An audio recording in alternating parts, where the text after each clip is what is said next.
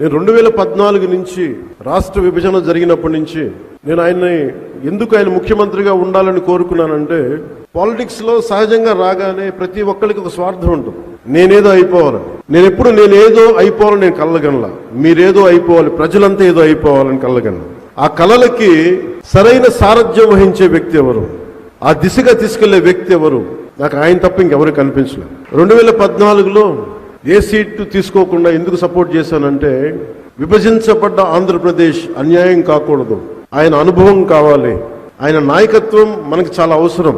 అందుకే నేను చేసింది ఈరోజు 2024లో కూడా మేమందరం వెన్నంటే ఉండి ప్రధానమంత్రి నరేంద్ర మోదీ గారి నాయకత్వంలో ఎన్డీఏ కూటమిలో చేరి ఈ రోజున 151 ఎమ్మెల్యే సీట్లు కానీ, 164 అసెంబ్లీ సీట్లు కానీ, 21 పార్లమెంట్లు కానీ సాధించామంటే, కలిసి కట్టుగా ఉంటే ఎలాంటిది ప్రజలకు నిలబడగలమని చిన్నప్పుడు పాఠంలో చదువుకున్నాం.